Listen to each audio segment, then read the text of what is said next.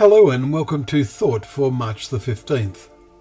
Our readings are Leviticus chapter 23, Psalms 128, 129 and 130, and Luke chapter 6.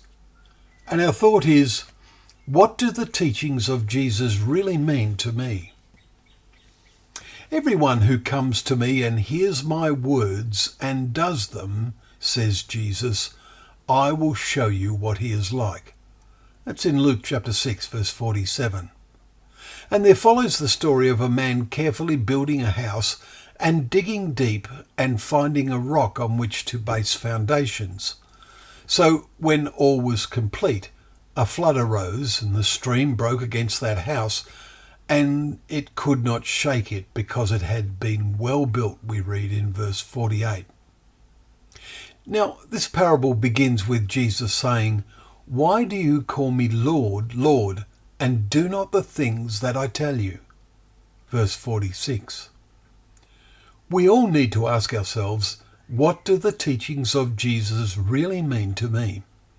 Do I live in a way that shows I believe in them? We are being buffeted by the storms of godless humanity as never before. It becomes a tsunami of godlessness.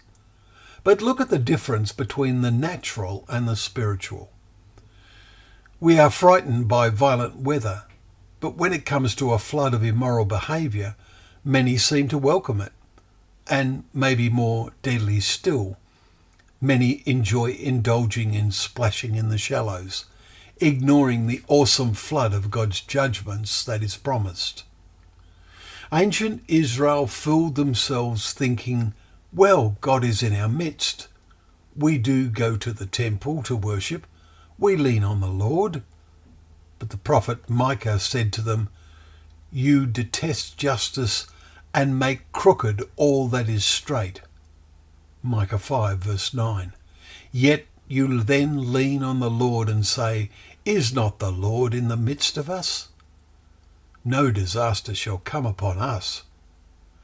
Therefore, because of you, Zion shall be ploughed as a field, and Jerusalem shall become a heap of ruins. Micah 5 verse 11 and 12. The spiritual failure in which they fooled themselves that the Lord was with them led to the realization, too late, that their personal spiritual house was not built upon a spiritual rock. History is set to repeat itself. The same call goes out now as it did then. Note the message God sent through the prophet Zephaniah. Seek the Lord, all you humble of the land, who do his just commands. Seek righteousness, seek humility. Perhaps you may be hidden in the day of the anger of the Lord. Zephaniah 2 verse 3. Well, thank you once again for joining us for Thought for the Day, where together we can open up the pages of God's Word, knowing that Word to be a lamp to our feet and a light to our path.